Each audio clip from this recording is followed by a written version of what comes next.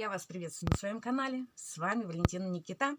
У меня скопились вот такие обрезки. Конечно, они пойдут в лоскутное шитье. Можно их скомбинировать и шить что-то такое симпатичное. Здесь ситец.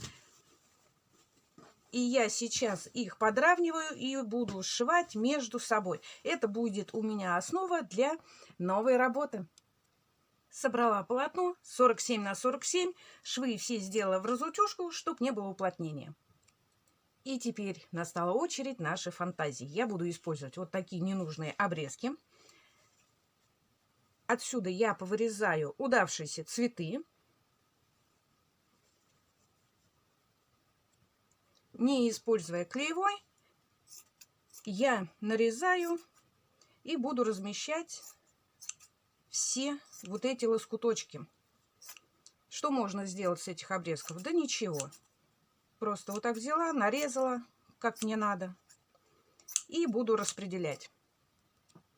Я не знаю, что получится, но что-то получится. У меня есть обрезки тюля, она как сетка, как раз она маленькая и квадратненькая. Я сейчас отрезаю и прикалываю. И есть немножечко органзы, тоже обрезки. Она довольно-таки такая прозрачная, ее также можно использовать. Как говорится, хлам в дело. Отутюживаю я через мокрую ткань. Вот такими движениями. Вы должны все там расправить. Конечно, я еще добавлю один такой квадратик, чтобы у меня получилось 15 цветов. Не люблю нечетное количество. На данный момент у меня их 12. И теперь мы фиксируем все булавками. Хочу сказать, не пугайтесь моих страшных рук. Все-таки 15 соток земли. Сейчас самый-самый сезон, их надо обрабатывать. И перчатки не помогают. Просто кто-то скажет без маникюра. И руки страшные. В общем, все мы фиксируем. И простегиваем. Конечно, под сеткой намного ярче выглядит, чем под органзой. Я, конечно, сама не знаю, какой будет итог. Но есть повод потом, точнее будет, призадуматься, делать в такой технике или нет. Удачно получилась работа или все-таки так не сочетать. Зафиксировала булавками. Теперь мы делаем стежку. Неважно, какую вы будете делать стежку, какими линиями, на простом ходу или на свободном ходу.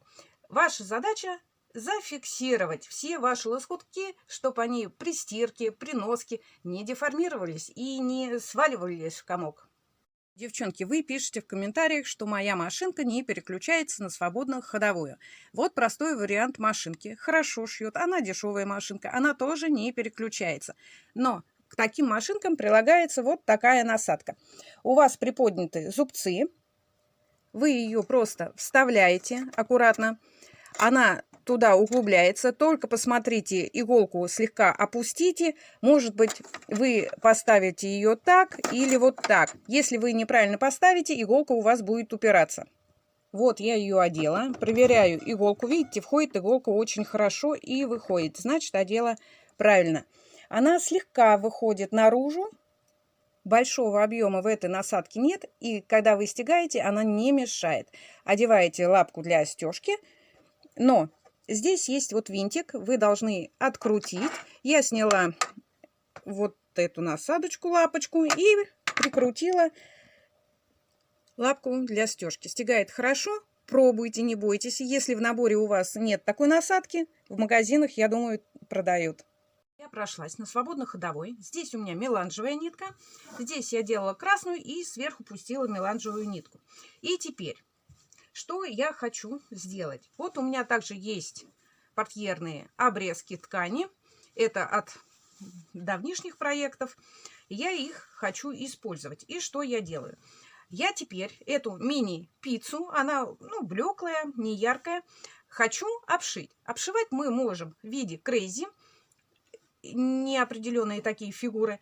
Можно использовать однотонную ткань, допустим, по кругу, можно разноцветную. Но пришивать я буду,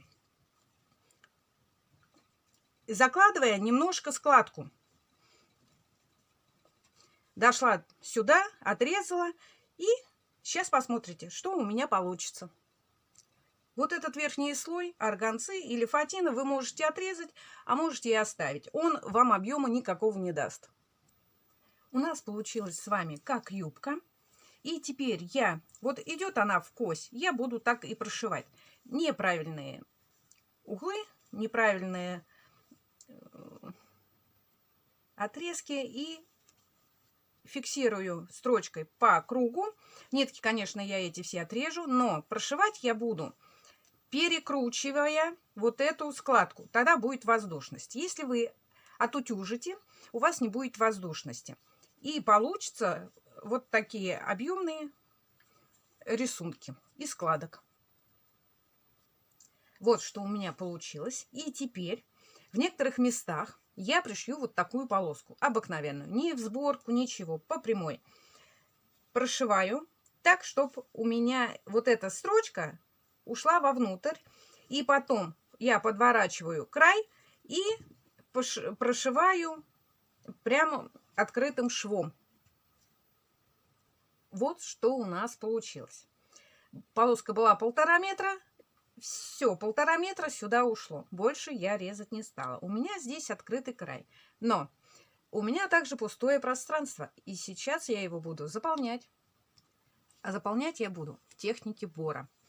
Если вы смотрели мое то видео, это я взяла в ателье. Все обрезки брюк мне отдали.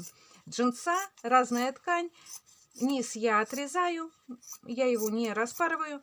Большие лоскуты я также разрезаю. Мне немножечко надо пестрые.